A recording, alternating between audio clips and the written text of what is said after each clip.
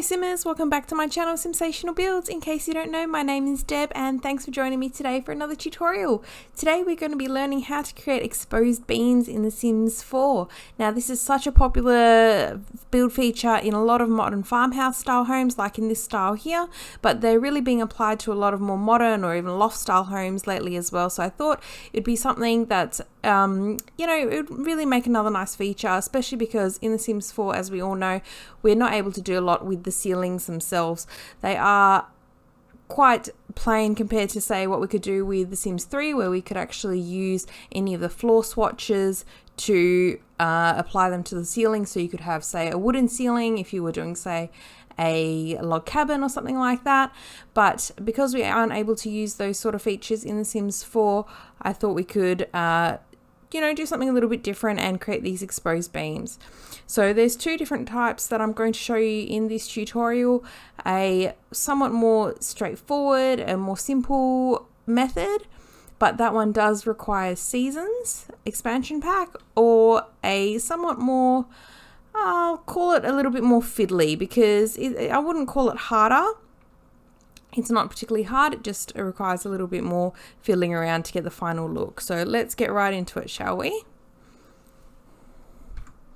What I have here is the more fiddly version, but I'll show you the straightforward type first. So the first thing you're going to want to do is enter in the cheat bb.moveobjects on.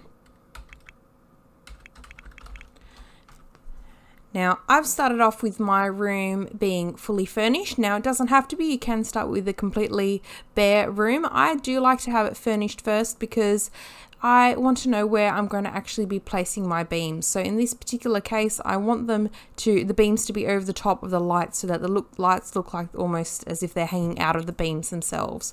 So in this case, I want one here over these two lights, one in the center, and then one over these two here. Now, the more simple or more straightforward way requires you to just get your wall tool and build a wall precisely over where you want your beams to go. Now, as I said before, you do have to have move objects on. If you don't, any furniture that's in the way is going to get deleted whenever you place these walls. So that's the real importance of having that cheat turned on. Once you have those walls placed, all you're going to need to do is use the spandrels. Now, the reason that I say you need to use the Seasons expansion pack is because this particular spandrel, it's called the Hang This Support Beam, works by far the best. Now, choose whatever swatch you like and simply hover over where your wall is and click, and it will change that wall into a spandrel. And that is really as straightforward as it gets. And I'll just quickly hop into build mode to show you that is what it looks like there. So it doesn't have quite as big as effect as the other method that I'm about to show you now, as you saw in the beginning of this video, but it still is a really nice straightforward way to do it that really doesn't require that much time, energy, or patience. Now, you can use one of the other spandrels that you have here. I wouldn't suggest to use these two base game ones, and I'll show you why now. If I just put that over there, it doesn't actually show through the ceiling. So you can use one of the other ones here. Probably the best alternative would be this one from the Cats and Dogs expansion pack, just because even though it's a little bit thinner, it comes down quite a bit further through the ceiling. So that one also works quite well.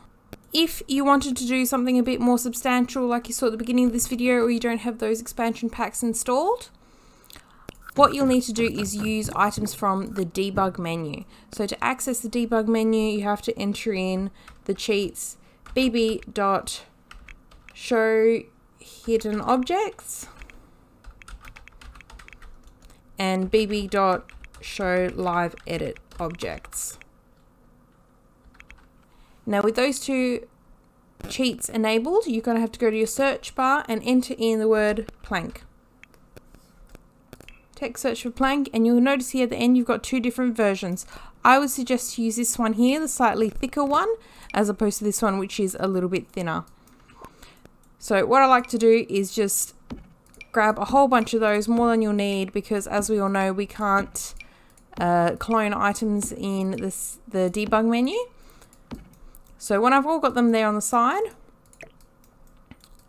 I just pick it up and make it larger using the square bracket tool. I like to go, in this case, 2 times larger.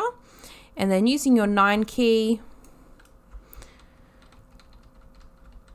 raise it up until it's at ceiling height.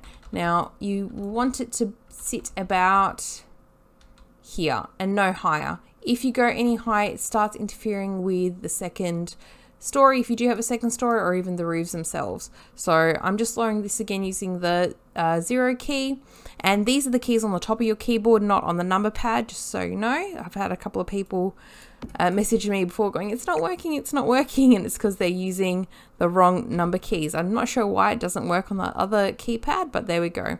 So all I'm going to do now is, with all my remaining planks, is just to do the exact same thing, enlarge it twice, and using the 9 key, raise it up to the right height so they're all the same. Now they will be clipping over each other a little bit, as you can see there. It depends on the size of your room as to how many you'll need. For example, I wouldn't be able to get away with just 2 because I'll have a bit of a gap. You can, using the Alt key to free place it, you can just place it gently next to one another there so that there's no clipping, but it just does require a little bit more patience, as you need to line it up nicely so that they look like it's one solid piece. But as I say, I'm going to need to cross them over anyway to fill up the space. But unless you're moving the camera around a lot, you don't tend to notice it that much. So I'm just going to go ahead, fast forward now, and place the rest of my beams.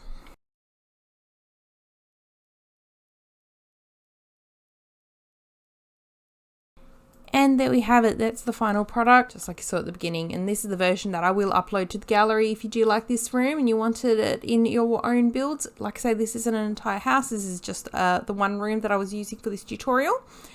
I can't upload the other version to the gallery for the simple reason that when you actually create the walls that will be for your spandrels, each section will end up being another room. So I will upload this version. Now the only reason that I sort of prefer the more straightforward version is that those spandrels or beams actually disappear when you're in live mode or live mode, and when you're overhead as such, whereas these ones here are actual objects and they will stay there even when you're in live mode or build mode. So when you're playing overhead, as most of us do, you will see these at all times, but it's really up to you and what you find to be a little bit easier, or what you like the look of them more as well. So there we have it, guys. I hope you enjoyed this tutorial. I hope you found it helpful. If you do have any comments or questions, please pop them down below. And if you did enjoy it, please leave me a thumbs up, and I would love if you subscribed, and I hope to see you all here again next time. Thanks a lot, and bye for now.